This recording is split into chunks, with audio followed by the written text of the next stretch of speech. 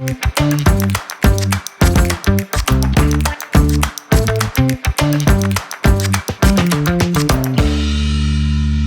gente. Boa noite. Estão vendo aí? Tudo certinho? Lu. Boa, beleza. Obrigada.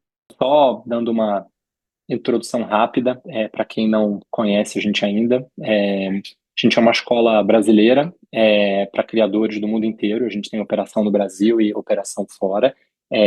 A gente tem quase 6 anos, mais ou menos 5.000 alunos, quase 6.000 alunos, e a gente basicamente acredita, pode passar aí, por favor, Pedro. A gente acredita nesse modelo de ensino, essencialmente assim, entregar conteúdo com profundidade. Então, a gente acredita nessa interseção de é, ensinar os fundamentos, mas de forma conectada com a realidade do mercado. Professores de referência, dessa forma que a gente acredita que a gente consegue entregar conteúdo. Então, a gente tem quase 50 professores hoje na escola e todos pessoas que a gente se inspira muito, que a gente gosta muito. A gente acredita que o ensino acontece de verdade quando a gente tem pessoas, professores muito inspiradores, conectando conteúdos de verdade e conectados com a vida real. Esse é um ponto também importante para a gente e informações para diferentes desafios. Esse é uma outra crença também. A gente não acredita em modelos engessados e longos, a gente acredita em entregar exatamente o que cada profissional, cada pessoa precisa. Então, por isso que a gente tem uma oferta diversa de cursos, de possibilidades de formações. Esse é um formato que a gente já tem há algum tempo, então quem ainda não tiver assistido, eu convido, a gente deixa todas as gravações no nosso YouTube, então é só entrar no YouTube da Aprender Design, a gente sempre deixa as aulas livres lá. E é um formato que a gente gosta muito, porque a gente consegue abrir, né, no geral, um professor da escola para falar de um conteúdo de forma livre, de forma ampla e aberta, e a gente acha interessante para ter troca com mais pessoas, às vezes pessoas que não teriam oportunidade de serem alunos da escola para conhecerem um pouco mais dos professores, mais dos conteúdos e se aproximarem da gente dessa forma. Então, além dessa conversa aqui, quem tiver interesse em, né, em ver outros papos, entre lá no nosso canal do YouTube, que tem bastante conteúdo legal. Aqui um pouco, eu já comentei, né, o tempo que a gente está atuando, alunos, a gente tem processo de bolsa também, então quem tiver interesse, entrar no nosso site para saber mais. E acho que é isso. É um prazer ter todo mundo aqui. Essa quinta-noite, né? Imagino que está todo mundo cansado, e mesmo assim todo mundo aqui pronto para ouvir aí um pouco do conteúdo que o Pedro tem para passar. Eu vou rolar a bola para ele. Se alguém tiver alguma dúvida sobre o conteúdo, sobre o Pedro, enfim, pode mandar no chat. A Jéssica aqui do nosso time está aqui para dar uma facilitada e para organizar as perguntas. Ao final da fala do Pedro vai ter um momento para tirar dúvidas, enfim, para um bate-papo um pouco mais aberto. E é isso, sem mais delongas, vamos nessa. Obrigado pela participação aí de todo mundo mais uma vez. Obrigado, Gustavo, Jéssica, pessoal da Aprender Design. Boa noite para todo mundo que está aqui. Conheço algumas pessoas que estão aqui, amigos e amigas. Obrigado pela moral. É, e a ideia aqui é a gente dividir em dois assuntos, né? Um, a gente falar um pouco do curso que vai começar agora terça-feira. Ele já tá lotado esse curso. Então, foi bem legal, assim, a gente cumpriu a meta da turma que tinha. E aí a ideia é contar um pouco do que a gente vai abordar nesse curso e já divulgar o próximo, e eu vou falar sobre isso já já. Então, rapidamente eu vou só me apresentar aqui para quem não me conhece. É para ser muito rápido e depois o segundo bloco da conversa de hoje eu trazer alguns pontos sobre AI aqui interessantes. Então, eu sou o Pedro Burnet, prazer para quem eu não conheço. Já trabalho há mais de 20 anos na área. Hoje sou sócio fundador do MAR, que é uma empresa de design acelerado por AI. Temos algumas pessoas que trabalharam aqui com a gente também, trabalham. Eu sou bauruense, né? Interior de Bauru. E aí eu comecei minha carreira mais de 20 anos atrás, estudando publicidade. Trabalhei em algumas agências bem pequenas de Bauru, vim aqui para São Paulo, inclusive o Galileu, que está aqui, que é meu primo, foi a primeira pessoa que me deu oportunidade. Trabalhei no Mall, que é a empresa dele, mas na época era uma empresa de design. E aí de lá para cá eu fui passando por várias empresas, né, várias agências e consultorias e também empresa, e tive o privilégio de ter uma oportunidade bem legal de trabalho, assim.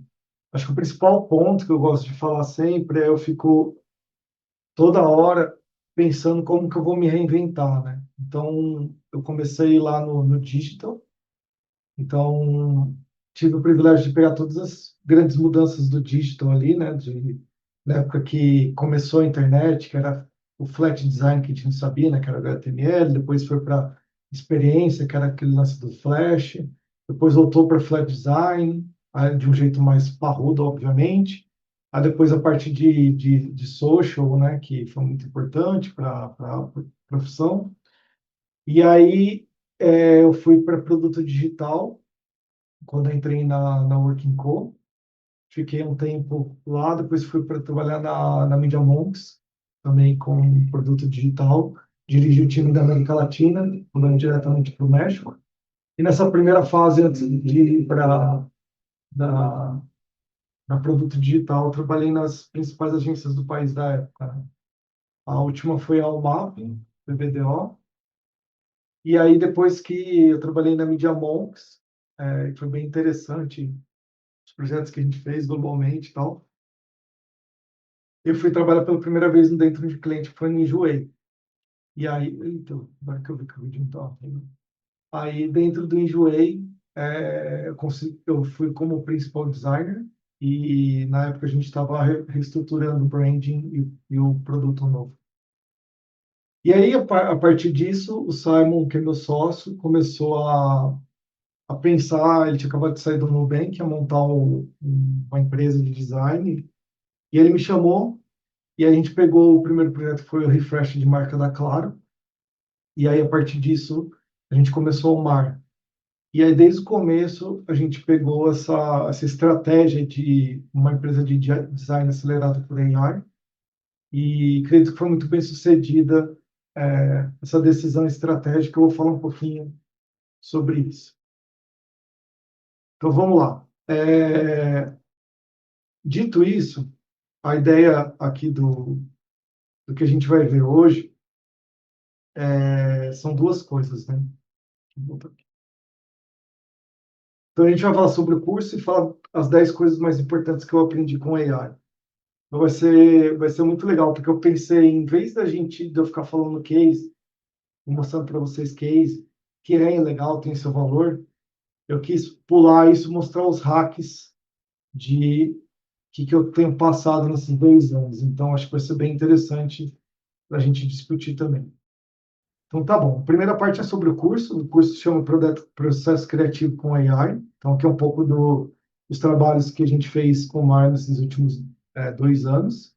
A gente conseguiu entrar em clientes muito grandes, como Natura, Avon, Nubank, a Claro, a Vivo, e outros clientes menores, tão importantes quanto. E aí foi muito interessante entender como essas empresas estão se relacionando com AI, né? E até que ponto a gente pode usar AI e até onde eles aceitam, né? Então, cada empresa tem sua policy, e aí foi muito interessante entender um pouco sobre isso nesse tempo, né? Dentro do curso, o que a gente vai aprender, né? A gente tem 6 aulas, que vai da parte de fundamento, processo automação, fase de descoberta, pesquisa visual, conceito e expressão visual com AI, design detail e produção, e a continuação do design detail e produção seria a quinta aula aqui, porque tem muito conteúdo. E no final a gente vai ter a apresentação de todos os grupos que a gente vai formar.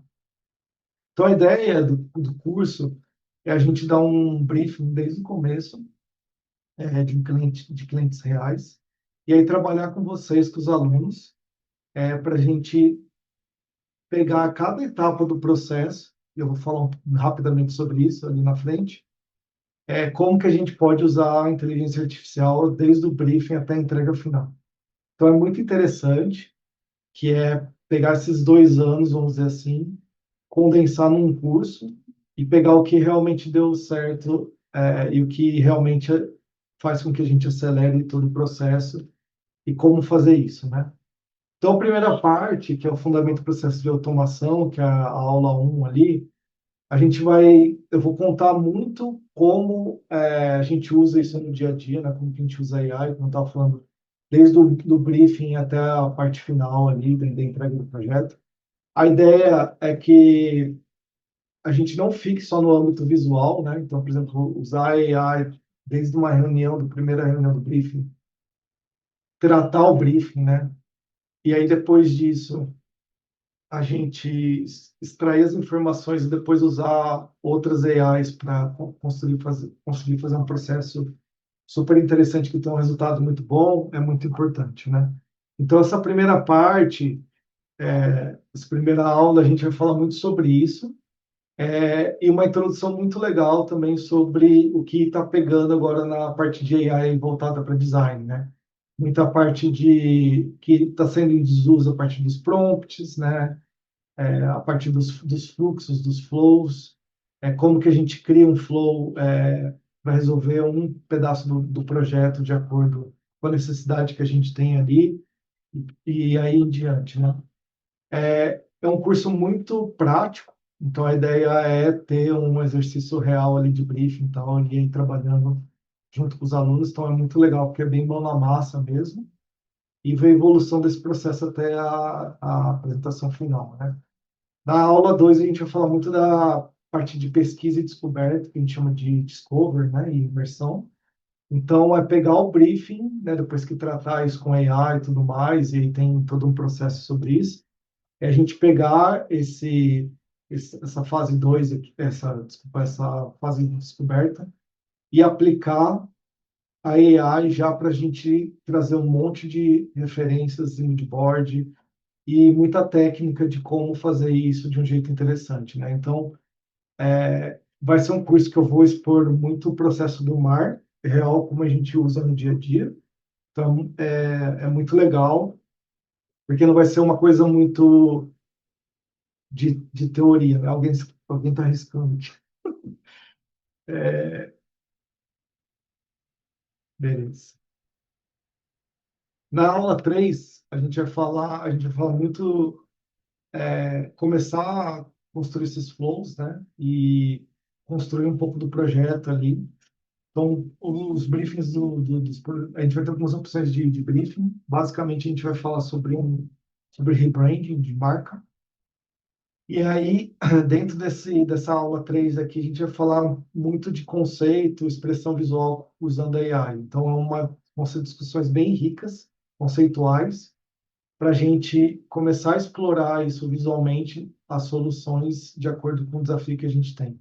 Eu tinha falado muito a parte de paleta, grid, tipografia, fotografia, expressão visual e motion. E aqui eu vou apresentar também um framework de trabalho que a gente usa no dia a dia. Então, quem fizer o curso também vai ter acesso a esse Figma, que é como a gente organiza o projeto final. Então, fica muito interessante de ver e vai ter acesso a essas coisas que a gente usa no dia a dia. A aula 4 vai ser a parte de design detail, que a gente chama, né, que é uma vez depois que você tem o conceito e a direção criativa e visual do projeto, a gente tem que começar a detalhar isso e pôr de pé, né? Então, a gente entra muito com a parte de LoRa, não sei se todos conhecem o termo LoRa, vou falar rapidinho. LoRa é quando a gente cria um modelo do projeto, um modelo visual, vou mostrar no vídeo já já.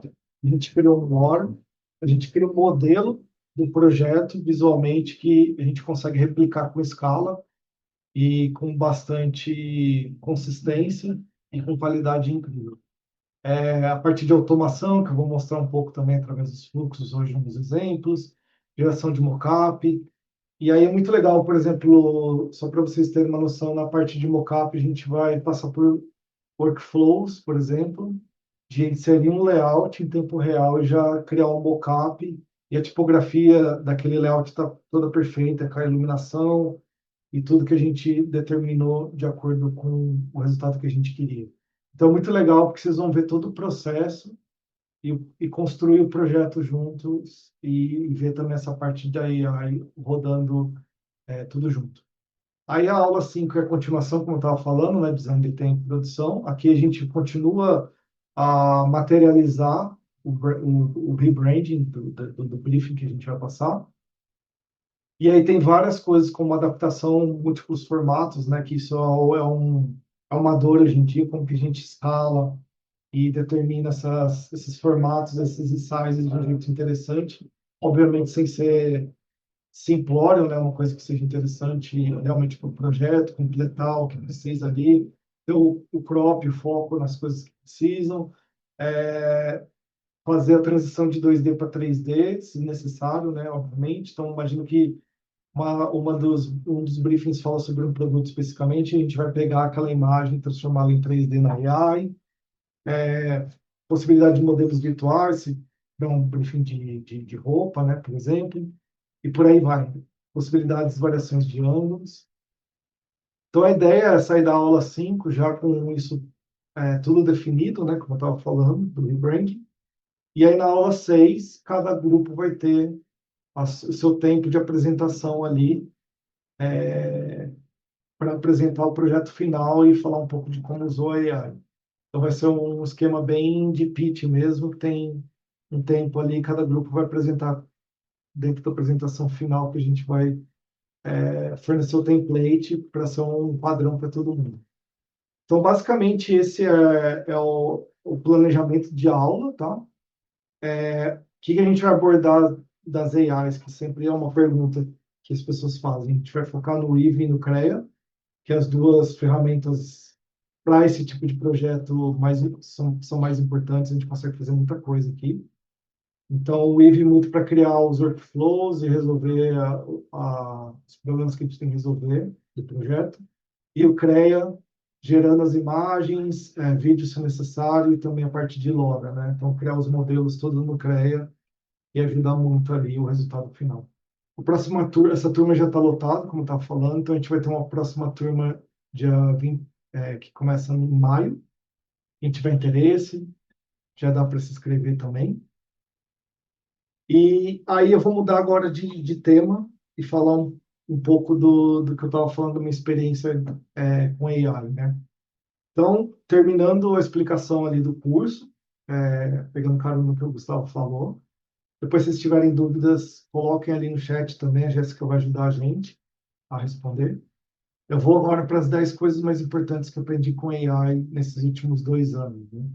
Aqui é muito legal, como eu estava falando, eu quis trazer uma vivência muito prática, é um tempo curto, né, que a gente tem para falar, mas trazer hacks aqui muito importantes e coisas que eu aprendi nesses 2 anos.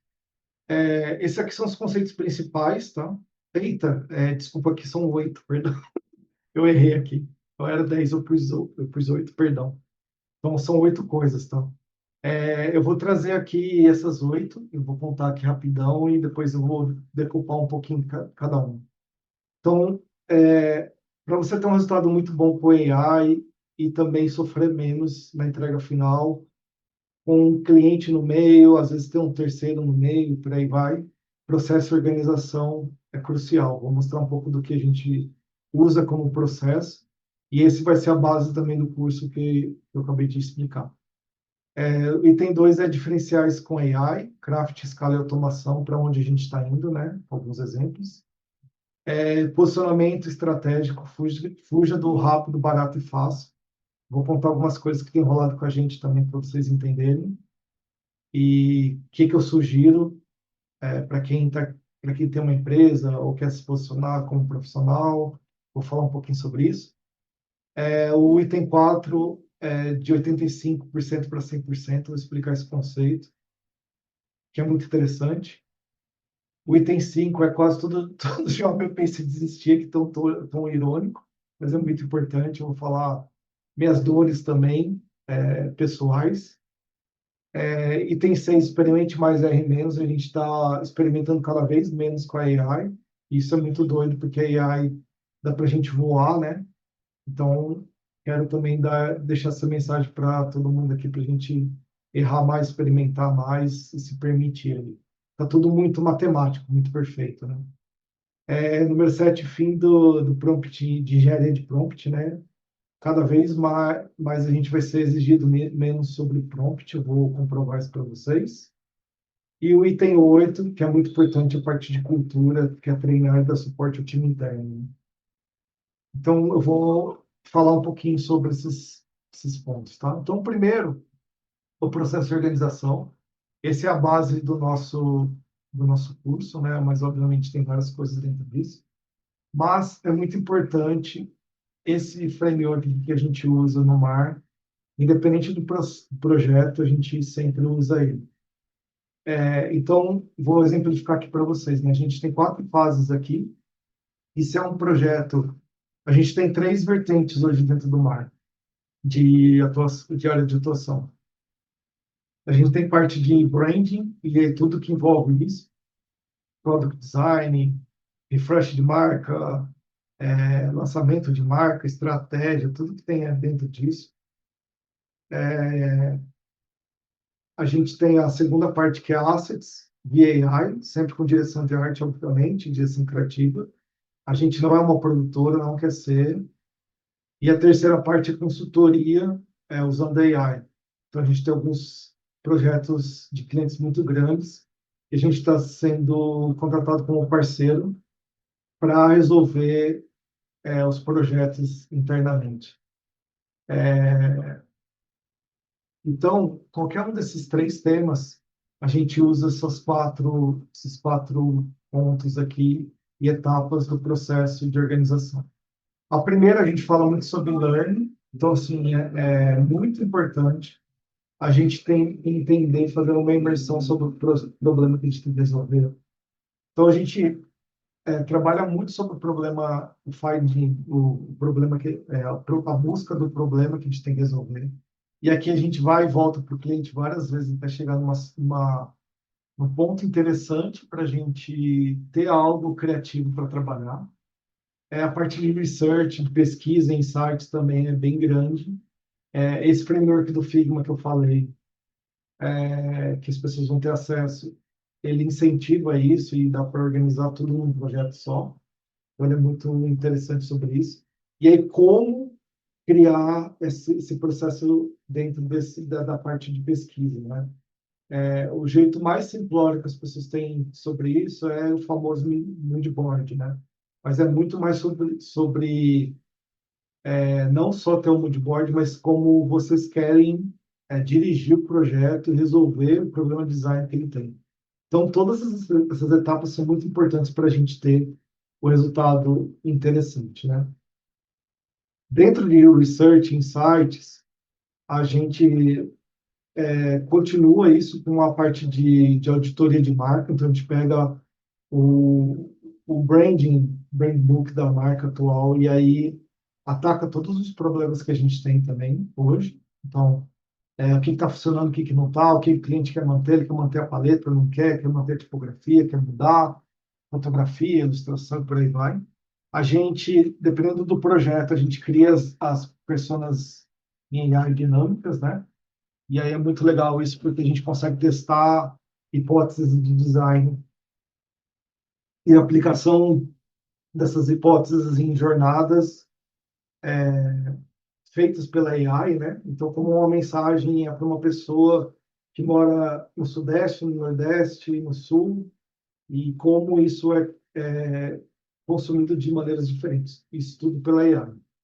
Daí tem a parte de estratégia, que é mais tradicional, e aí tem um outro ponto que é muito legal, que a gente vai explorar bastante no curso, que a gente chama de Brand Spectrum. Na verdade, a gente tem os temas definidos através do briefing, que é através da definição do problema lá, que é o primeiro item.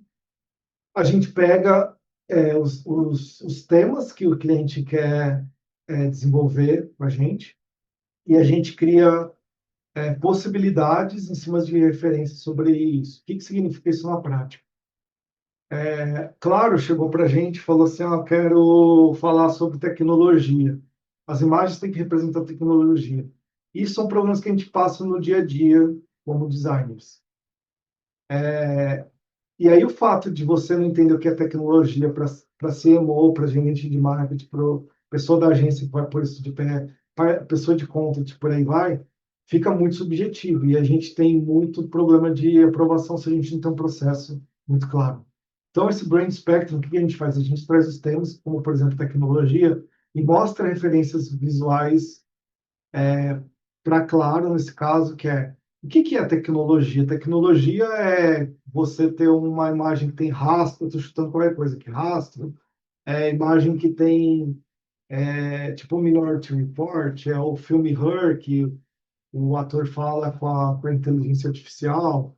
Então, assim, só dentro de tecnologia, eu dei três exemplos completamente diferentes. E se a gente não extrai isso e chega no consenso, a gente não consegue ter uma solução. Então, o que é o Brain Spectrum? É 1 hora e meia de workshop, que a gente senta com o cliente e todos os decisores do projeto, e a gente seta e determina o que a gente quer dentro do desafio que a gente tem que resolver. Então, tecnologia, a gente dá geralmente quatro, cinco opções, e aí tem uma votação que a gente chega em conjunto ali com o cliente e elege o que quer, por exemplo, nesse caso de, claro, tecnologia. Então, é um processo muito efetivo para a gente ter um resultado legal. Cortando isso, a gente vai para a parte de Imagine, que seria conceito, né? Aí entra aqui toda a parte de conceito visual, a identidade em si, na parte de conceito ainda, né, sem desdobrar tudo. Design foundations, como grid, tipografia, paleta de cor, etc.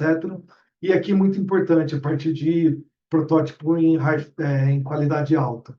A AI proporciona a gente sair de uma fase de escassez para uma fase de abundância muito grande. Então, antigamente, a gente tinha um job muito bom na mesa, quem trabalhava em agência, né, em consultoria, que era, sei lá, um cliente que tem muito dinheiro para uma campanha ou para um rebranding, e aí você pode selecionar, você pode produzir 10 assets de vídeo, foto, ilustração.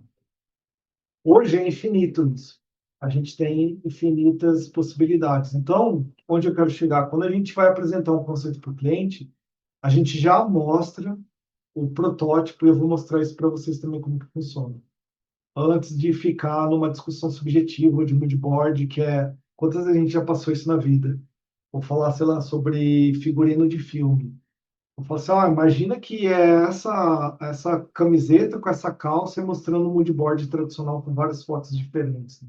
Então a gente sai dessa era e vem para a era da AI, a abundância, que é mostrar já, mesmo que no asset não é final, aquela camiseta, aquela calça aplicada no protótipo que a gente quer. A parte de.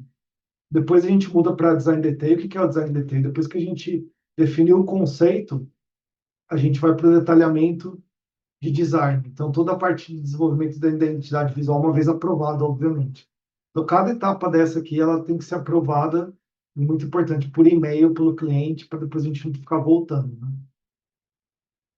Então, aqui a gente já desenvolve a identidade visual, toda a parte de sistema, né, de sistema visual, a gente sempre procura entregar os brand books em site e manter essa marca viva, né, para não ser um PDF ali que as pessoas perdem na versão e tudo mais.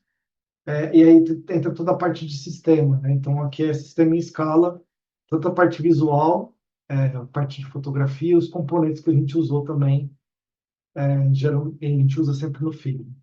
Tem toda a documentação de handoff e aí a parte de conteúdo também, dependendo da entrega do cliente. E aí depois disso é a parte da entrega em si, que é entregar todos os arquivos, os toolkits, né, abertos para o cliente, a parte de comunicação, assets, esse site que eu estava falando, testar e monitorar isso, obviamente, o escopo que a gente tem, dependendo do cliente. Eu espero que vocês tenham ficado claro essa parte aqui de processo de organização. Vou falar muito rápido. Isso aqui é um processo de branding, né? Como que eu faria isso para AI?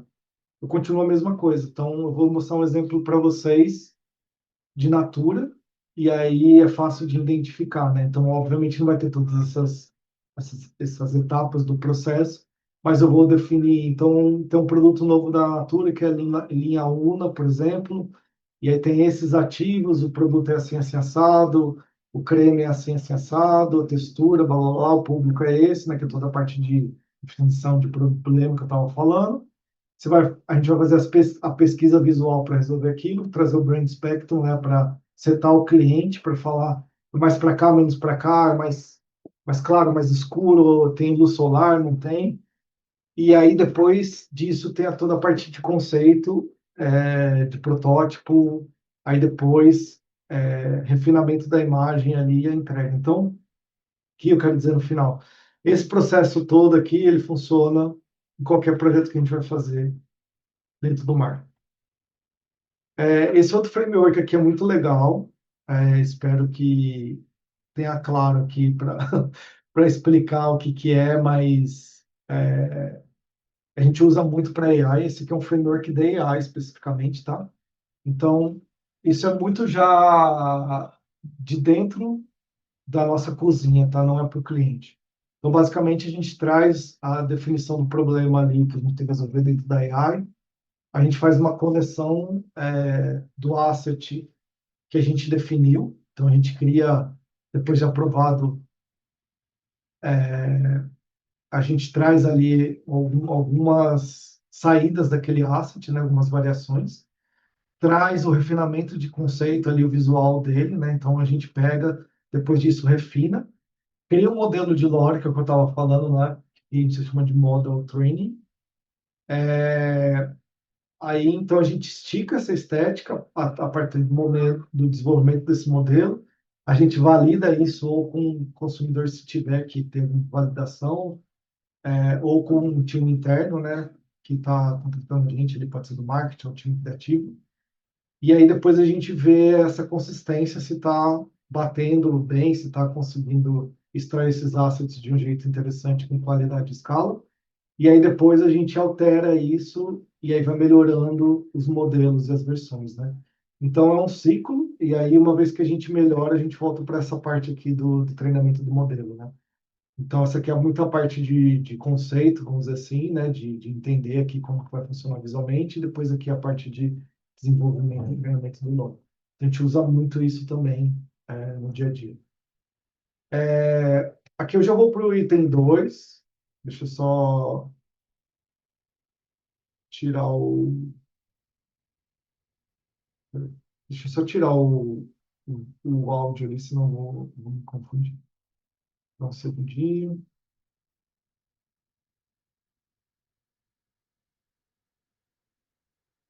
Pronto. Então, assim, um dos diferenciais que a gente tem usando a AI, e lembrando que a gente é uma empresa de design,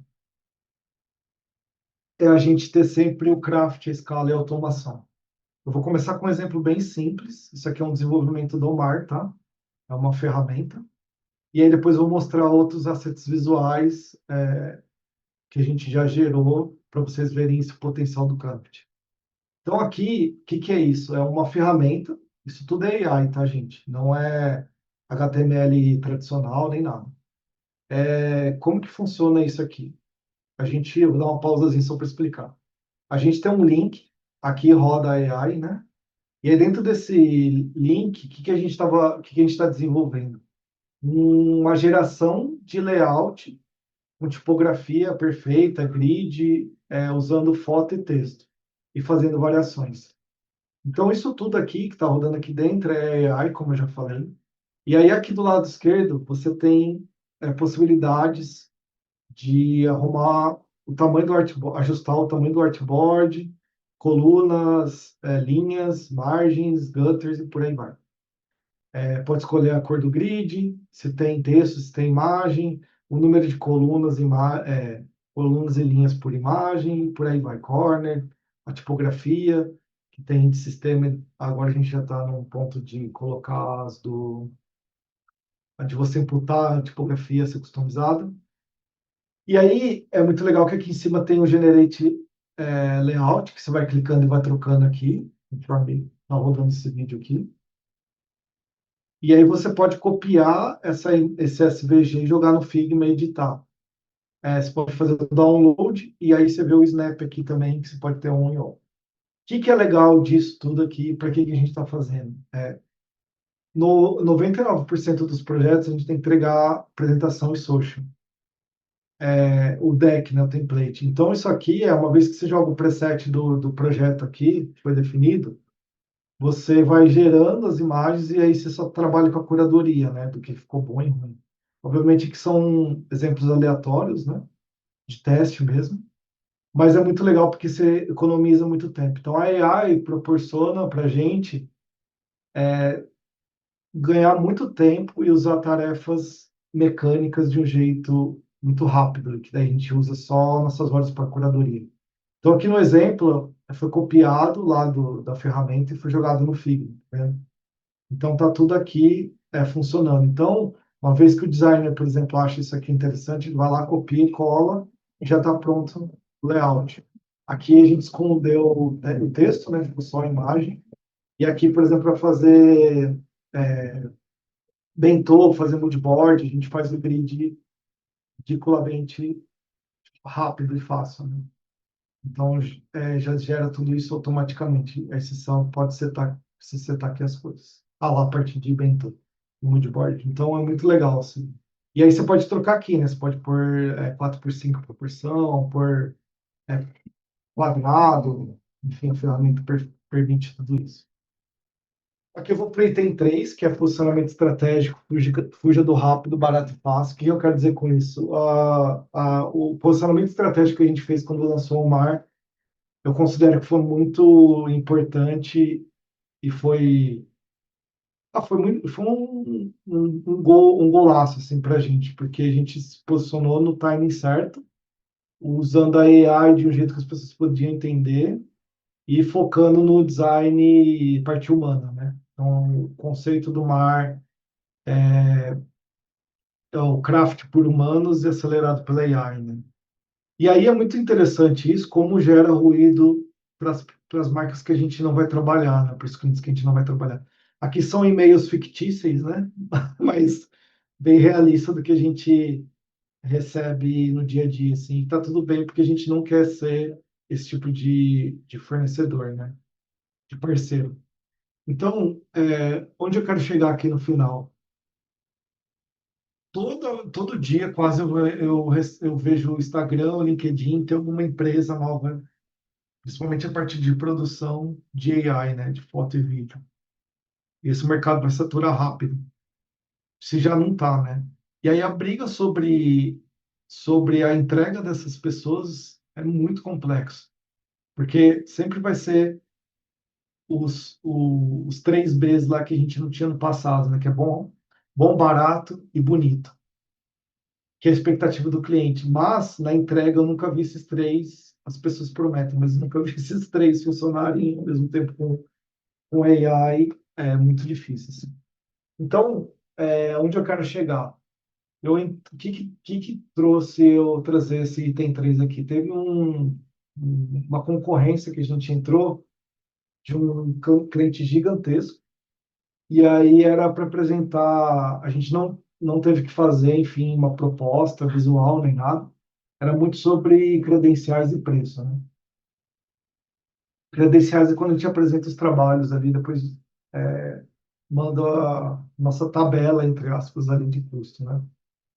E aí foi muito doido, porque a gente terminou as credenciais, e aí a busca do cliente, um cliente gigantesco, global, era perguntando quanto a gente cobrava por imagem, que é tipo esse meio um aí. Então, assim, a busca era quanto custa por imagem, tempo era isso, assim. Não importava se era de produtos, se não tinha produto, se tinha pessoa, se não tinha pessoa, se a direção criativa daquilo, quanto tempo a gente ia demorar, qual era o processo, não tinha nada disso. Ela só queria um número. Ah, dois reais, eu vou conseguir um fornecedor aqui, que se chama fornecedor, não é nem parceiro, né, por 1,50. E aí a busca era essa, não era sobre qualidade. Então, conselho que eu dou para vocês, e a gente foge muito, fujam dessa febre que tem, porque isso daí não é sustentável. E quem entrar nessa depois é difícil sair. Quando está ganhando dinheiro no começo, tal, se é legal, é pesadíssimo. aqui entra um conceito muito bom, assim, que o Simon, meu sócio, sempre fala. E aí acho que ele escutou algum podcast e tal, mas eu resolvi trazer para vocês. Não lembro a fonte, desculpa, mas é muito bom, que é o seguinte: quem trabalha com AI, em design, geralmente 99% das pessoas ficam 85%. O que que é 85%? É um pouco maior que a média de qualidade, só que não é aquele 100% que fica foda. Então, assim, o 85% é onde uma pessoa que tem talento, se ficar gastando tempo, vai chegar. Só que o pulo do gato é a gente sair do 85%. E aí que tem a divisão aqui de quem faz mesmo um negócio muito foda, de quem faz algo legal. Esse 85% é muito a parte do protótipo, mostrar uma ideia, e aí a hora que tem que mesmo finalizar a coisa, fazer valendo, tal, as pessoas patinam muito, e aí geralmente não conseguem entregar algo foda final. Então essa é uma outra dica que eu dou, que é vamos focar no 100%, entendeu? 85% não é legal, sabe? A gente tem que cobrar mais para chegar lá no 100% e ficar foda. Então, o que que é isso na prática, né? Esse aqui é um projeto do WCF, inclusive o Chicó tá aqui, que fez o Motion, obrigado, Chicó, fez com a gente. Do lado esquerdo está o protótipo na AI, e do lado direito a gente refez esse vídeo em 3D. E aí, onde eu quero chegar? Na AI, principalmente na época que não tinha animação tão legal quanto hoje, tal, tal, tal, ficava com aquela cara meio de AI ali. E aí a gente falou, pô, isso aqui tá legal, mas é quase um protótipo, um layout, né? Eu quero deixar mais foda. E aí o Chico ralou muito para resolver isso aqui no 3D e no After. Então, isso que eu quero dizer, assim, para a maioria das pessoas, as pessoas parariam aqui e tá tudo bem. Nossa, que bonito, olha que legal. Só que assim, como a gente eleva a barra, né? Como a gente deixa mais foda possível, né? E como que a gente traz movimento para isso? Então, esse é um exemplo que eu estava dizendo, assim. Um outro exemplo também que eu quero trazer para vocês é a enxurrada de posts que a gente viu no começo da AI com ah, um ensaio de moda do Wes Anderson com Alice no País das Maravilhas, né? Coisa assim que a gente já viu 300 milhões de vezes. A média vai ficar aí, entendeu? Então, assim, como que a gente faz sair dessa média e ir pro fodas? Aqui é um outro exemplo de branding de um banco que a gente fez, lançamento de um banco. Todos os assets aqui a gente fez na AI, tá? Obviamente menos esses 2Ds aqui, né? Os gráficos. Mas esses aqui, outros que eu vou mostrar, esse aqui tudo é AI. E aqui, inclusive, a gente animou na AI, que agora a gente consegue fazer isso e fica bem interessante, assim. Então, assim, trazer essa solução para os clientes e entregar isso de um jeito foda é muito importante, sabe? Usar esses assets como final e etc. E sair dessa entrega simplória, né? Então, aqui tem algumas imagens aqui. É,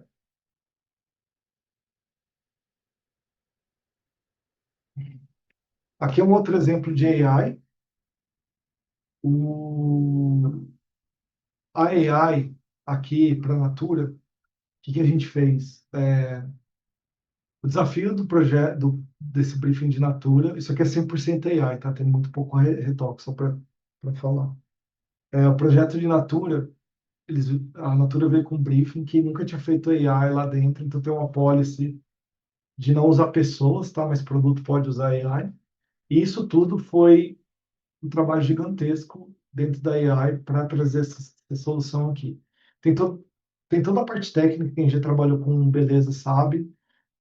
O tipo aqui eles chamam de bala, né? Do batom, a angulação, tudo aqui tem que ser perfeito, realista com o produto, a cerda do pincel, o número de voltinhas aqui da rosca da tampa, aqui também o material, esse material ser diferente desse aqui ser um vidro, aqui ser um batom, as partes de textura, e isso tudo foi 100% feito na IA.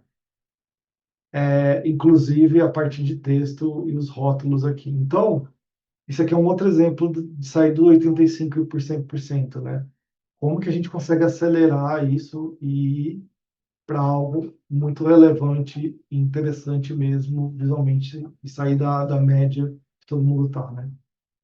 E esse projeto a gente fez mais de 40 assets, foi gigantesco, e aí foi um sucesso dentro da Natura. Eles são donos da Avon, a gente entrou na Avon também, através desse projeto, e estamos trabalhando com a Avon também hoje.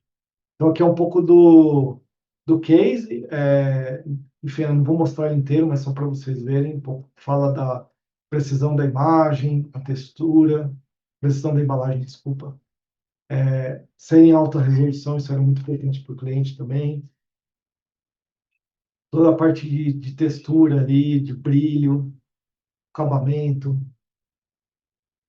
Então, um pouco do processo, do resultado final desse projeto, assim. E aí, Una é muito diferente visualmente, completamente diferente do desafio de Nubank, que a gente tinha que fazer os assets em escala, né? Aqui era um trabalho muito de cada imagem ser diferente uma da outra, né? Então, tinha a parte de textura e tudo mais. Número 5, isso aqui é muito interessante, que é irônico, mas importante, que é quase tudo job. Eu pensei em desistir de trabalhar com AI, que é muito massacrante. O trabalho com AI, quem trabalha assim, fica várias horas, parece que consome a alma. Eu não sei se é algo muito novo para nossa mente, eu não sei o que que rola assim. Se alguém tiver alguma teoria, eu agradeço. Mas o meu recado aqui são dois, assim, não temos que desistir, porque basicamente a gente tem que criar achar as soluções de cada projeto não tem uma fórmula. Então tem projeto que a gente vai fazer um workflow no Eevee, fazer um pedaço, depois vai para o Credo, depois vai para não sei aonde, volta, mexe de novo e por aí vai. Então, assim, cada projeto a gente tenta documentar isso e fazer um workflow que não é óbvio, mas que resolve o projeto, né? Então, Natura, por exemplo, tem um workflow gigantesco, que é a única coisa que a gente pede para o cliente é a imagem desculpa, produto real, né? E a partir disso, a gente fotografa ele de um jeito bem simples e a gente consegue importar todos esses dados depois que os logs tudo na IA, né? Então, eu não preciso de 3D, eu não preciso de um projeto em 3D nem nada. A gente consegue fazer isso de um jeito bem legal. Então, basicamente, são duas coisas. No que eu estava falando, cada projeto tem um workflow e um desafio. Não tem fórmula, não tem, passa o prompt. Aí vários clientes já escreveram para a gente pedindo prompt. Não é sobre isso, assim, a gente não vai conseguir. Eu vou falar um pouquinho sobre isso, mas não resolve nada. E aí o outro ponto do lado direito aqui, que é importante cuidar da saúde mental, de coçar a barriga do gato, ir no cinema, fazer natação, que é o meu caso, andar de bicicleta no parque, sair dessa vida virtual aqui que consome a mente e a alma, assim. Porque senão a gente espana, assim, muito fácil, a gente ter os piripaques aí mentais, emocionais que a gente conhece sempre alguém que já teve ou está tendo. Então essa é uma dica, se vai trabalhar com isso, tecnologia, AI e tal, lindo, maravilhoso, só que separa um tempo para você, assim, respeita o seu corpo, durma bem, coma bem e relaxe, porque senão a gente não dá conta. Porque é muito difícil mesmo, dá um monte de nó. Imagina só esse flow aqui que tem 300 mil linhas aqui conectando tudo e dando certo ou errado, e a gente gera muita ansiedade, no final das contas, é isso que eu quero dizer. Esse aqui é o número 6, que é experimentar mais e errar menos. Essa frase é muito boa em inglês, que é traduzindo, tentando ali, ouse imaginar, né? Para você ter ousadia em tentar. E eu quero só mostrar muito rapidamente o passado que me trouxe até aqui, né? Então, como que eu comecei a explorar AI? Há 4 anos atrás, eu tinha, né, o começo do Midjourney ali, e muita gente começando a mexer. Eu quis ser bem conceitual, então eu sou do Candomblé, e aí eu trouxe um desafio para mim mesmo, que é representar os mitos da religião, né, dos orixás, pela inteligência artificial. E aí eu fiz uma parceria com o Midjourney eu mesmo. Na época era o Discord, né? Não tinha toda essa facilidade de hoje, era tudo meio código ali. E eu gostei, até hoje eu gosto muito desse resultado, porque é muito experimental, muito difícil. Hoje a AI está cada vez mais exata, ela vai trazer o rosto perfeito e tal, e aqui eu queria representar energia, né? E a energia de uma forma mais abstrata. Então, aqui é um pouco da criação do mundo, que eu sou pirado, eu adoro isso. É o Batalha chegando para criar o ser humano, né? Então, aqui é o mundo e ele criando, enfim, tem várias imagens aqui. E eu sinto muita falta disso hoje. Até tenho esse desafio de ter tempo para experimentar mais, que acabou, né? Agora é tudo comercial e aí consome muito tempo. Então a ideia aqui não é ficar falando de cada imagem, mas é só para mostrar como isso é importante e aí foi me destravando e me mostrando as técnicas para chegar até aqui, né? Aí eu explorei muito a parte física também, que aí eu tenho um projeto que eu quero fazer isso na vida real algum dia. Enfim, aqui outras coisas.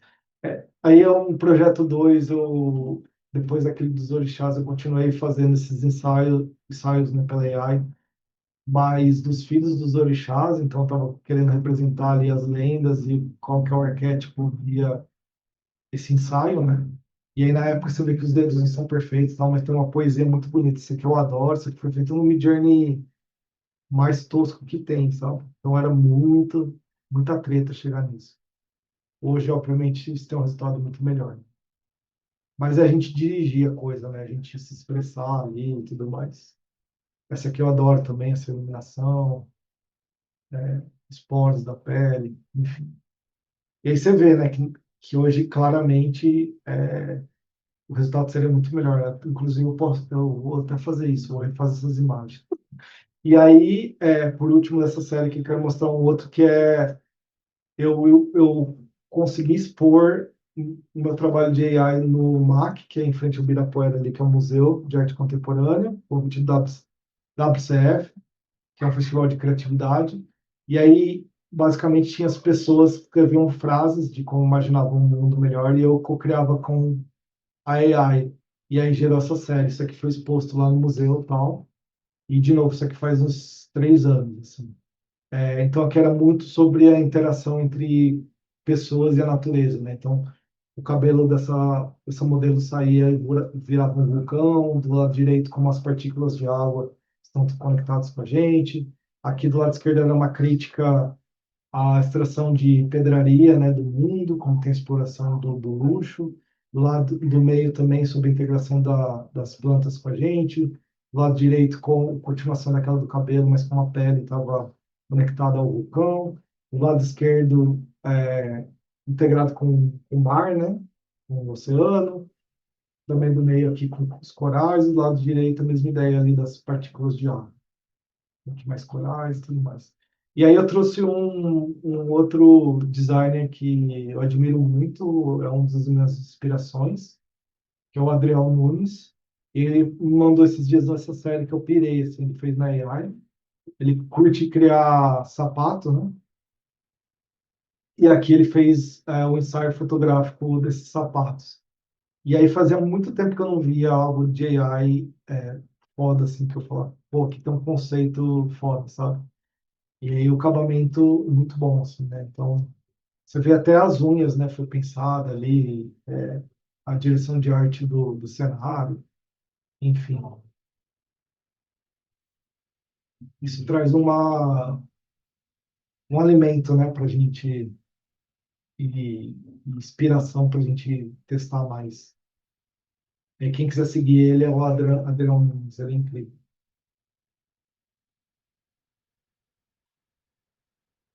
Bom, aí tem essa série aqui, pedi autorização para ele. É, aqui é sobre. Opa, é sobre o número 7 que é o fim do prompt engineer, que é a gente cada vez mesmo, menos vai ser prompteiro.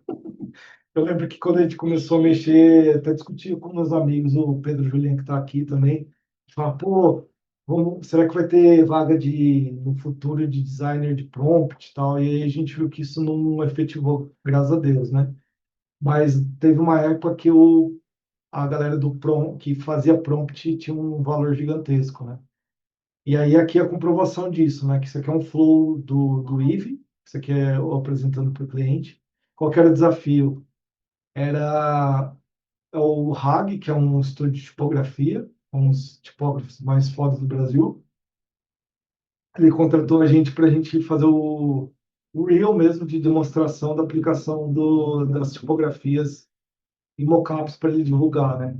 E aí aqui é um workflow que eu fiz, gravei para ele ver e validar a ideia, né? Isso aqui na parte de protótipo ainda que não tinha o layout, mas para ele ver que a tipografia dele ia estar aplicado no mockup em tempo real, né?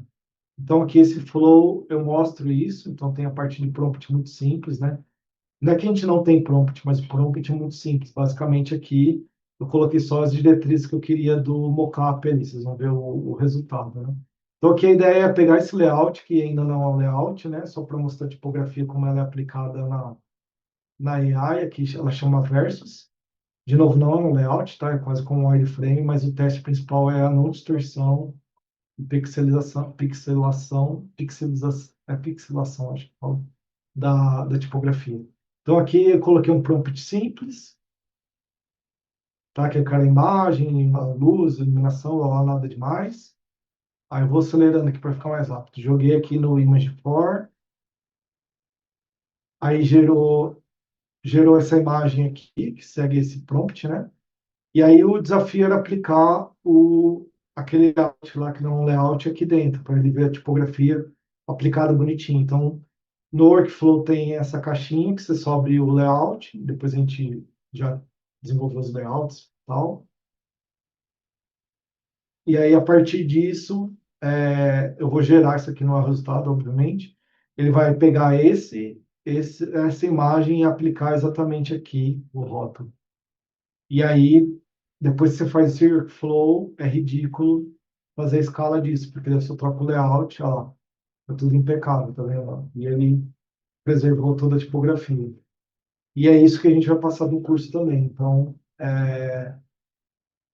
a ferramenta é muito poderosa para a gente vender as ideias. Ó, assim, perfeito. E ele ficou super surpreendido assim, com a qualidade. E a gente usar a tipografia em AI é bizarro, né? Esse aqui é um outro, vou passar rapidinho também, que é o desafio era a gente pegou dois acessórios da Balenciaga. Isso aqui era um cliente que queria um protótipo da parte de fashion, né? Não era a Balenciaga, infelizmente, mas a gente pegou esse cinto e essa bolsa, e o cinto é bem complexo, né? E a gente fez esse workflow aqui, aplicando esses dois acessórios numa passarela, né? Como se fosse um modelo vestido ali, ficou perfeito a aplicação. E é super complexo ali o produto, né? Porque ele tem umas. Ele é um em cima do outro, né? Tem umas camadas aqui de tecido.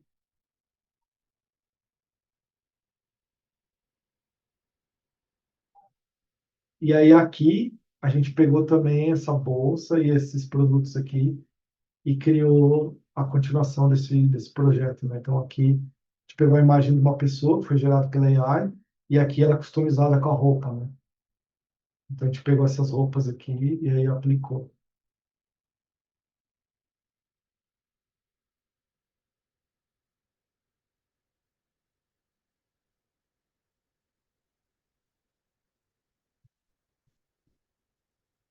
E aí, por último, deixa eu ver se eu consigo. A gente fez também a parte de vídeo, né? Então, depois que a gente aplicou tudo,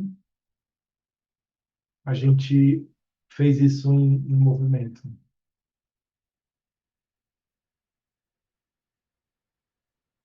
Aqui, deixa eu acelerar um pouquinho.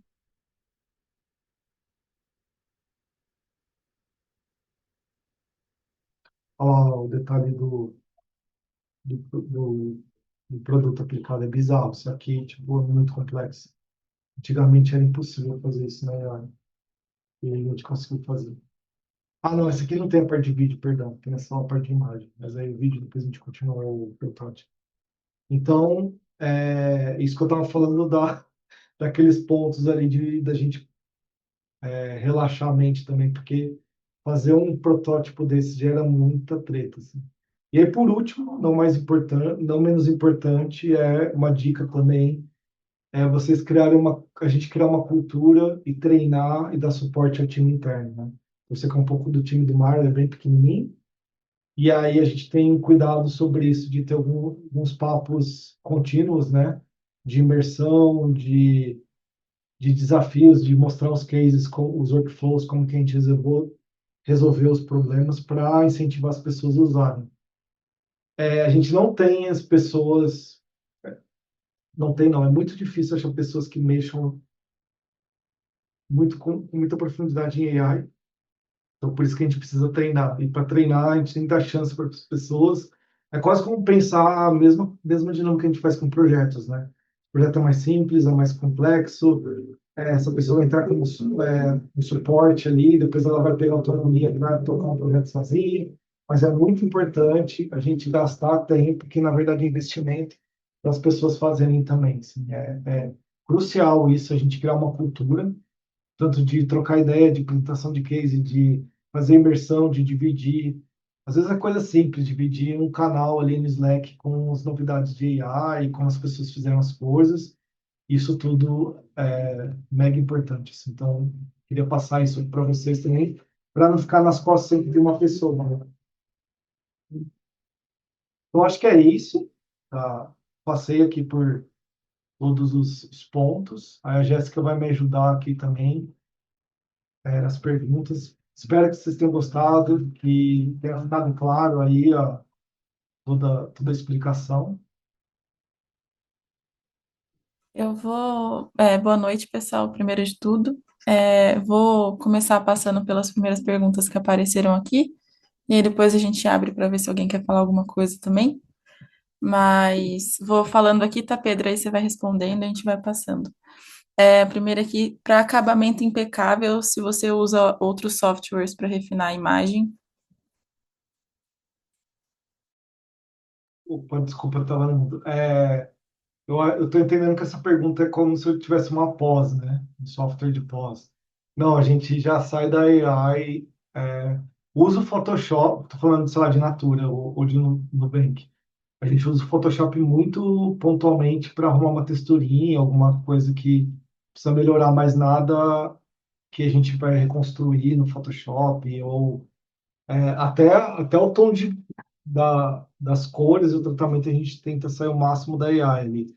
Então, o Photoshop é muito, muito levinho, assim, bem, bem simples mesmo. Essa é mais uma confirmação do nome da ferramenta que você usa para montar os workflows. O Eevee, vou escrever aqui no Boa. A chat. Letícia perguntou se dá para criar LP na ferramenta que você estava mostrando do case do Nubank. LP, eu acredito que é landing page, né? Para interface é outras AIs que é usado. Assim, o próprio Figma Make ele é muito bom para isso. Se você integrar, não sei se você já fez isso, mas integrar a library design system do cliente que você trabalha, dá uns resultados bem bons, assim, não sei se você já testou. E tem outra do Google, que antigamente chamava, acho que Galileu, e aí eles compraram e está dentro das AIs deles, acho que é Studio e tal, mas fazem que sugere interface é muito boa também. Letícia, se você quiser E explicar Stitch, melhor obrigado, Diogo. é, pode, enfim, não sei se eu entendi bem a pergunta dela, se ela quiser falar também, pode ficar à vontade. Opa, licença, gente. É, é mais em relação àquela parte que você estava mostrando que tinha como se fosse um site e integrava com o Figma.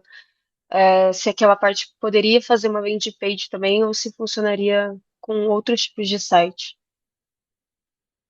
Ah, tá, aquele do layout do RAG que eu mudei para o Figma e voltei para o Eevee, é isso?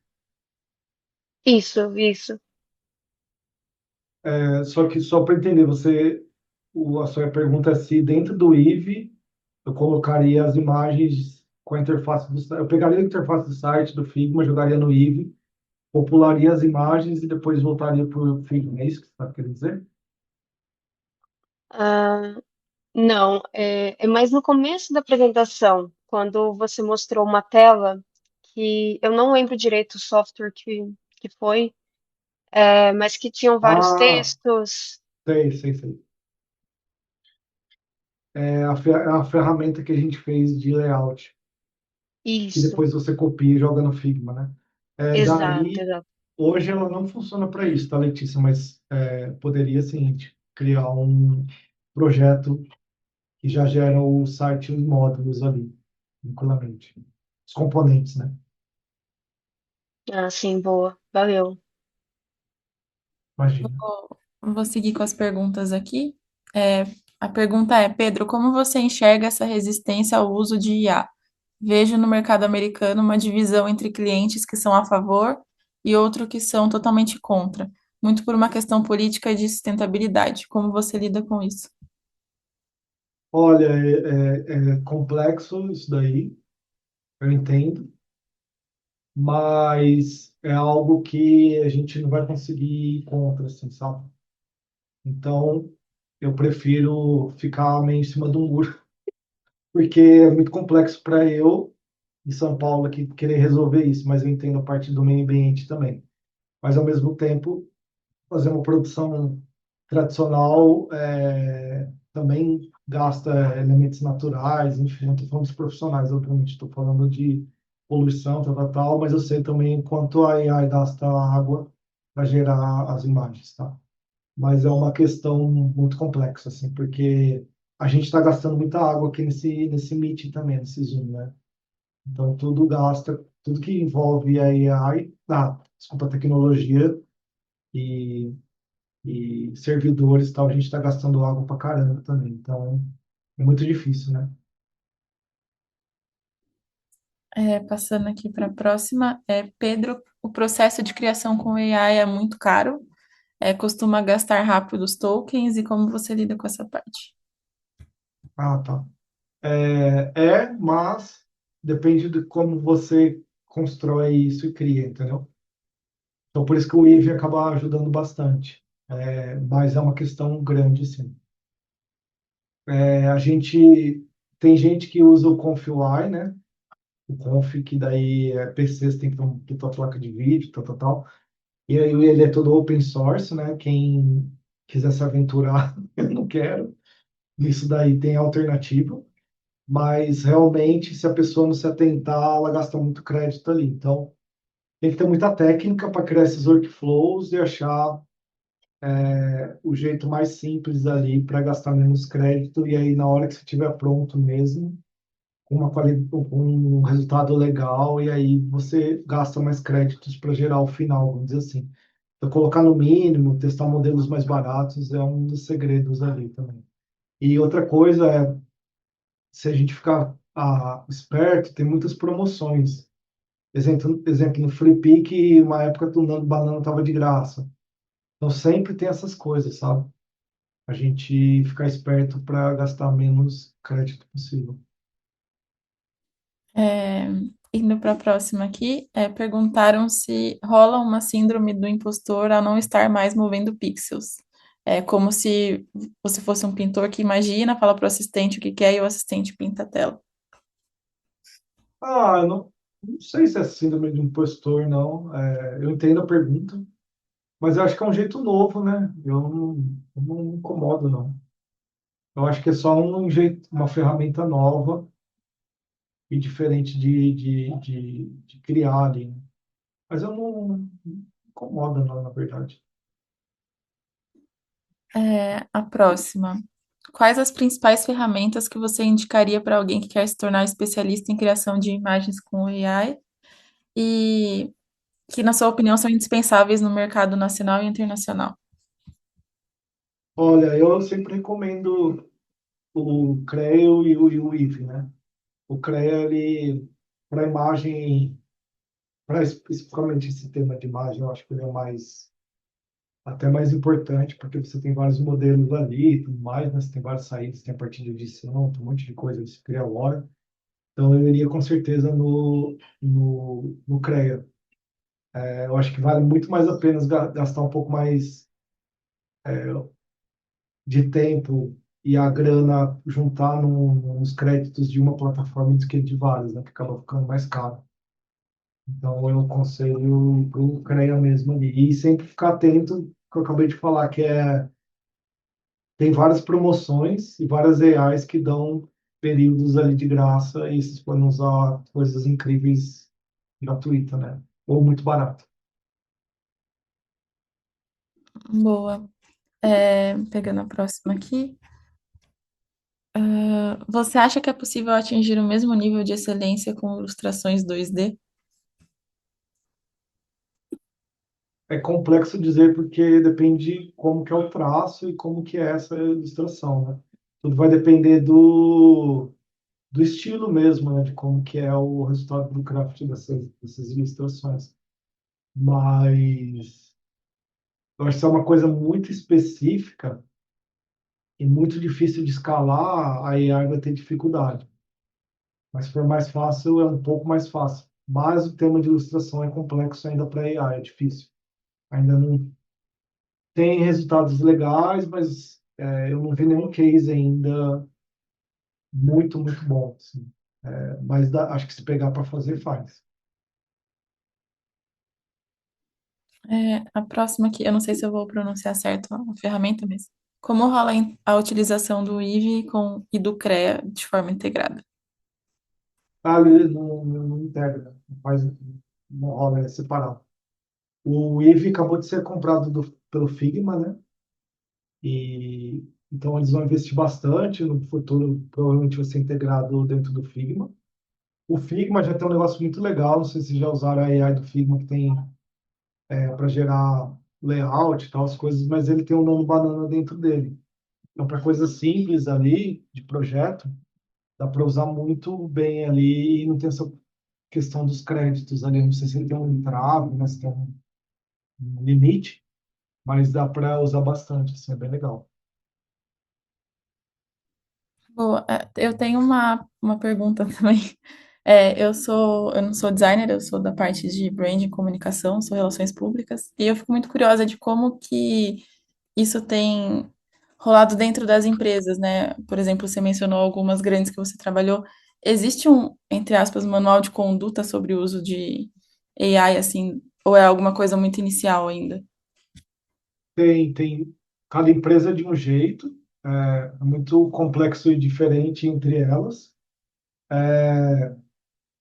Várias empresas não podem utilizar ou utilizam só um pacote, por exemplo, sei lá, imagens da Adobe, por exemplo. Então, o que acontece? O grupo, ou banco, ou empresa de alimentos, sei lá, vai lá, corporação, né? Vai lá, faz uma parceria com a Adobe, por exemplo, e libera nos computadores. Mas quanto maior a empresa, mais burocrático é. Então, tem muito receio e tem a parte que é muito cara também. Então, imagina assinar o CREA para um departamento inteiro, entendeu? E todo mundo ficar usando ali aleatoriamente. Então, acaba muito rápido o crédito, enfim, gera vários problemas. E aí eles estão tentando contornar isso e achar soluções, né? Por isso, muitas vezes eles tentam achar solução fora das empresas para ficar mais confortável essas questões, né? Questão jurídica e tudo mais. E uma coisa importantíssima. A gente, como mar, nunca vai falar como a Unilever, né, tô dando um exemplo, vai se comportar com a parte de AI, que tipo, quem sou eu na noite para falar para falar para a Unilever, entendeu? Então a gente simplesmente se adapta ao que eles querem, assim. Mas é muito diverso, Jéssica. Tem empresa que aceita pessoas, tem outras que não, tem outras que aceitam o produto, tem outras que, putz, é muito diverso. E tem algumas que limitam as AIs, essa AI a gente não pode por causa do jurídico, não foi aprovada, essa pode. A gente tenta se adaptar ao máximo possível, assim. Boa. Eu vou para a próxima aqui. Pedro, sou estudante de design gráfico, pesquisei bastante sobre as imagens geradas com IA e vejo uma vertente forte dentro da comunidade contra as imagens geradas por prompt.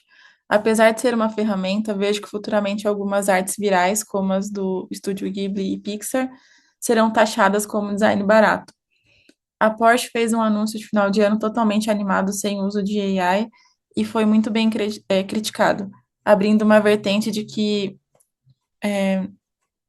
a crítica de que o design humano é mais luxuoso. Qual a sua opinião sobre esse assunto em específico? Envolve bastante ética de uso? É bem complexa essa pergunta, né? O que eu estava falando um pouco sobre o limite e a parte jurídica de cada empresa. Por isso acho que eu já falei um pouco. Eu acho que tem muita, agora falando de qualidade, né? Deixando de lado a parte jurídica, eu acho que tem muito a ver com aquele slide do 85% lá. Então, o que eu quero dizer com isso? Basta a gente ligar a televisão e ver propaganda de bet, né? A maioria usa tudo AI. E é uma porcaria, né? A maioria. Então a qualidade é muito ruim. Então a gente tem que ver o que a gente aceita, né? Então uma coisa que a gente aprende que é fazer trabalho ruim e bom demora ao mesmo tempo, né? Então quanto a gente quer se gastar do nosso tempo para fazer trabalho ruim, né? Então eu acho que tem isso e tem outra coisa que eu entendo a parte mais purista aí das pessoas, tal, mas a gente consegue ter resultados incríveis com AI, né? Que tem que ter esse bom senso do 100% que eu estava falando lá. Tudo vai em torno daquele slide. Muita gente vai achar que 85 tá bom lá, que é a Bet. Muita gente, muitas pessoas aprovaram aquilo ali. Ah, é barato, é não sei o quê, sei lá qual foi o critério, mas está na televisão, né? E não deve ter sido barato porque você liga a Globo, sei lá, tá um monte de propaganda de Bet em AI lá, e é horrível, né? Vou para a próxima aqui. É, tem alguma plataforma mais indicada para criar elementos de AI em cima de uma imagem real, foto ou vídeo criado normalmente, para manter uma integração realista entre AI e imagem real? Putz, eu não sei se seria continuar ter um pedaço de um filme e aí continuar aquela cena na AI, é tipo isso? Quem que perguntou? É tipo, se você tem, Ah, é o sei lá, Gaia, uma falei Gaia. imagem, se você tem, opa, você tem uma imagem que você fotografou, uma coisa que você filmou, e aí você quer inserir um elemento nessa imagem, que você vai gerar IA, mas meio que aproveitar, tipo, a Ah, tá. luz, mesmo que não seja que nem o 3D que usou HDR, mas algo que interprete, sabe, o que tem na Sim, imagem. Só que sem mudar essa imagem, sem, tipo, criar um sim, elemento em outro ângulo, alguma coisa assim. legal. Ô, Gaia, uma dica que eu dou é, você viu os últimos updates do Runway? É, Cara, não, os últimos não. abre aí, você vai pirar. O que acontece? Ele mantém Boa. a base, aí você faz, eu sei lá, quero inserir um relógio na parede daquela cena. Aí você seleciona ali, ele mantém tudo e aplica. Como a gente faz com imagem, isso aqui em vídeo, é foda. Mantém o vídeo, só que aplica alguma É, coisa naquele vídeo. Ah, é. legal. Vou dar uma Tem o lance olhada. de continuidade de cena também, que o Higgsfield faz, que é pegar aquela cena e falar, ah, eu quero a versão lateral. Eu exploraria o Runner e o Higgsfield, Pô, valeu. imagina. Vou para a próxima aqui. Quando você fecha contrato com as empresas, o flow de criação das imagens geradas por AI faz parte do entregável, desculpa. Digo, você entrega a receita do bolo ou só os bolos encomendados? Depende do escopo, né? Se tem que entregar a imagem, a gente orça isso dentro do projeto, mas não é uma obrigatoriedade. E aí tem dois tipos, né? Tem as imagens que a gente produz, que tem que ser paga, obviamente, que é usado o uso interno, e aí tem outro custo, que é outro preço, quando é imagem final para cliente, né? Então tem essas duas maneiras. É, a próxima é como vocês tratam a privacidade de dados no desenvolvimento dos projetos. Então, cada projeto. primeiro que a gente assina todos, então tem um login, né, só da gente. E depois que a gente cria o projeto lá com um cadeado, né, que a comunidade não pode ver, então tudo é privado. Então não vaza isso para a comunidade. Então a imagem que foi gerada, por exemplo, não vai estar na galeria lá do CREA, dos mais populares, sabe? É tudo privado, e só a gente tem acesso. Tem uma outra pergunta que é, e os inputs? E a questão dos direitos autorais? Porque muitas vezes os inputs são Ah, informações confidenciais do cliente. isso é, acho que tem duas coisas, né? O input de onde veio que a AI buscou para gerar aquela imagem, talvez seja isso. Isso a gente não tem controle, porque eu nunca vou abrir o que Nano Banana, o que o Google faz para gerar imagem, quais são os dados e fonte do Google de gerar uma imagem no Nano Banana. Eu nunca vou ter acesso a isso, então não consigo ter Porque acesso e outra. eu trabalhei num lugar numa agência que a inteligência artificial era toda bloqueada, barrada por causa dos inputs que você dava do cliente. Se você colocasse informações ali que iriam ser compartilhadas ou iriam ser vazadas de coisas de planejamento e tal. Então Nossa, era bem complicado assim conseguir trabalhar com. A gente não conseguia expandir por causa disso, né? aí a gente vai para um âmbito mais de estratégia, né? Que daí seria usar o chat GPT, o Claude e tal. Aí é bastante treta mesmo. Daí a gente nunca vai. Mas a gente não. É muito raro assim, a gente ter estratégia desse tipo, um job de estratégia desse jeito, né? Então a gente não tem esse tipo de problema, porque é mais visual as soluções, né? Então é bem tranquilo, assim. Mas com relação a direitos autorais, assim, você já teve algum problema, alguma coisa? Porque você gera uma foto de um modelo, de uma Não, pessoa, não, a gente nunca teve, porque a gente documenta tudo e a responsabilidade, né? Óbvio que assim, você não pode pôr uma referência para gerar uma imagem, esse tipo de coisa, tem que ter esse cuidado, né? Aí, como o modelo gera isso, é o que eu estava falando. A hora que a gente assina a ferramenta e paga o uso profissional, já tem os opt-ins lá, né? E aí é um problema do modelo, sacou? isso aqui. Eu vou aqui para as duas últimas perguntas. No recorte do motion design, dentro do branding, a IA já entrega motion de forma eficiente? E como a Mar trabalha com motion hoje? Usando assets ou de maneira tradicional ainda? E aí, junto com a pergunta, tá, se dá para integrar o motion à IA. Então, vamos dividir em dois tipos de motion aqui, só para ficar claro. Motion de gráfico ali, de social, interface, vídeo, estou falando assim, de lettering, essas coisas tradicionais que a gente faz no After. A AI não, eu nunca vi uma solução boa ainda. O que a gente usa de motion? Para animar assets.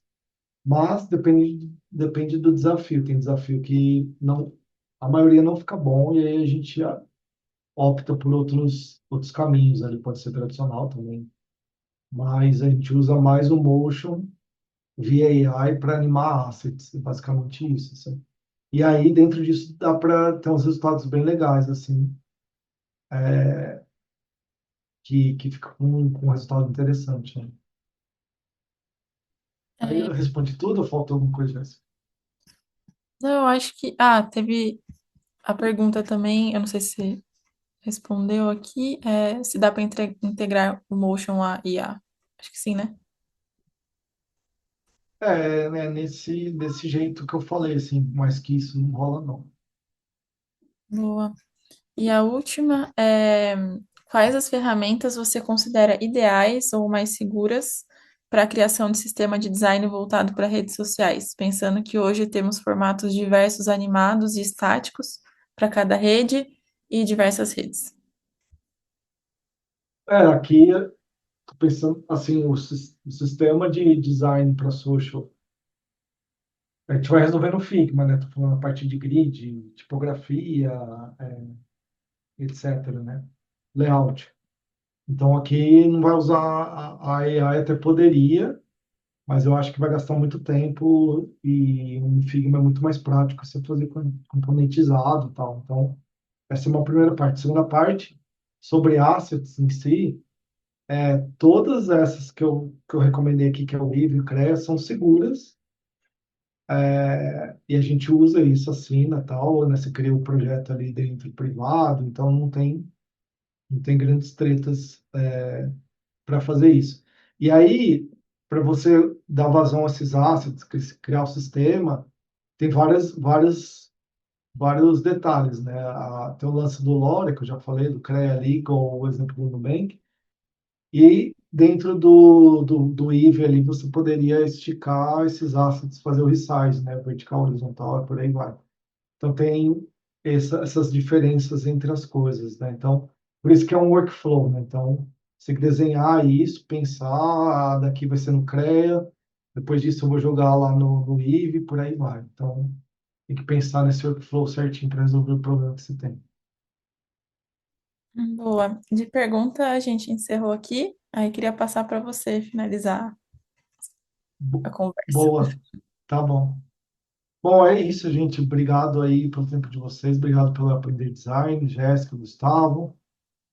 Obrigado pela participação de todos. Vocês foram incríveis, perguntas ótimas, alto nível. Espero ter contribuído de algum jeito. E é isso. A gente vai se ver aí para quem vai fazer. Obrigado para quem vai fazer o curso agora. Em breve a gente vai ter o próximo também. E qualquer coisa escrevam ali. Eu coloquei meu e-mail. Também alguma dúvida sobre a escola, pode escrever que a Jéssica vai ajudar ali a responder também. E obrigado também pelos conhecidos que estão aqui. Vi muita gente legal. Fala, Diego. Falou, gente.